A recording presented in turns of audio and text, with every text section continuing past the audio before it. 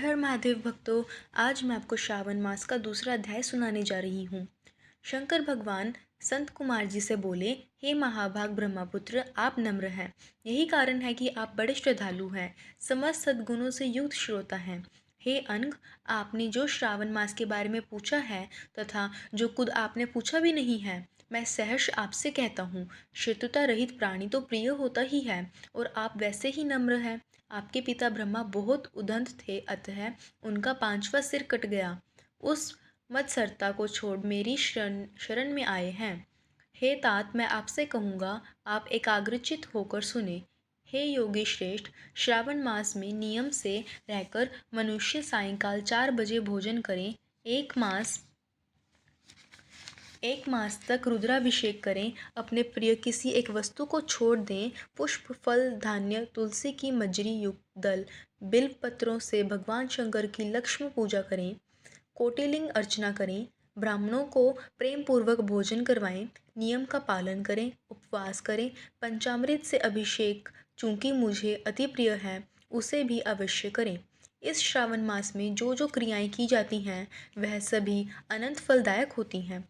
हे मुनियों में श्रेष्ठ, इस मास में भूमि पर शयन करें, ब्रह्मचार्य का पालन करें, सच बोलें, कभी भी व्रत रहित ना रहें, पतल में भोजन करें तथा वर्ती साग मात्र का त्याग करें।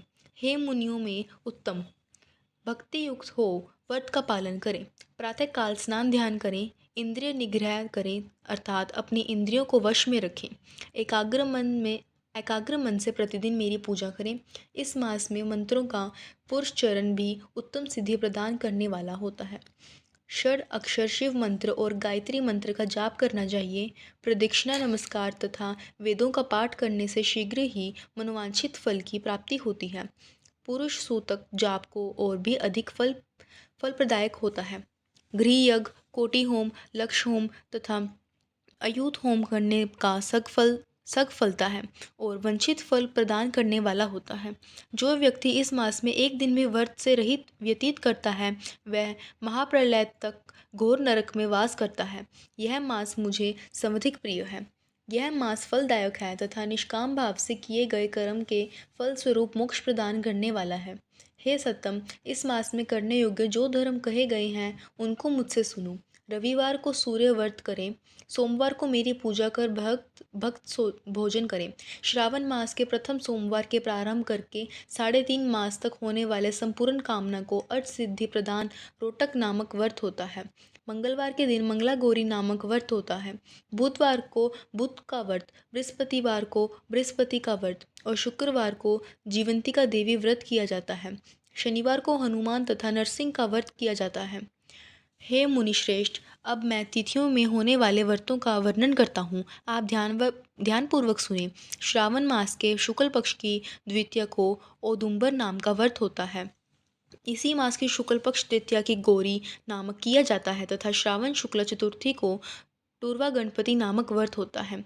इसी को हे मुने विनायक चतुर्थी व्रत अथवा गणेश चौथ व्रत के नामों से जाना जाता है। श्रावण शुक्ला पंचमी नागपूजन के लिए उत्तम मानी गई है। हे मुनि कुलपुति, इसका दूसरा नाम मानक्वलपादी है, ऐसा जान लो। षष्ठी के दिन सुपोदन नामक व्रत और सप्तमी के शीतला देवी का व्रत होता है।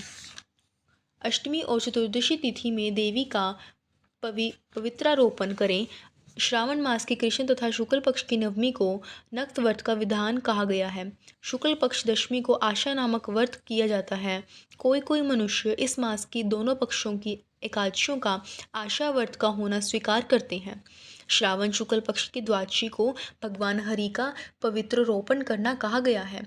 अतः द्वादशी को भगवान हरि का श्रीधर नाम से अर्चन उत्तम गति को प्राप्त कराता है। श्रावण शुक्ल पक्ष पूर्णिमा को उत्सर्जन, उपाकर्म, सभादीप, रक्षाबंधन, श्रावणी कर्म, सर्प बलि और हयग्रीव जयंती होती है। हयग्रीव नाम का भगवान विष्णु का अवतार माना गया है। ये सातों काम श्रावण शुक्ल पूर्णिमा को किए जाते हैं। श्रावण मास की कृष्ण चतुर्थी को संकट चतुर्थी व्रत तथा श्रावण मास की कृष्ण पंचमी को मानव कल्पादि किया जाता है। हे ब्राह्मणों में श्रेष्ठ, श्रावण कृष्ण पक्ष अष्टमी को भगवान विष्णु का श्री कृष्ण नाम से पूर्ण अवतार हुआ।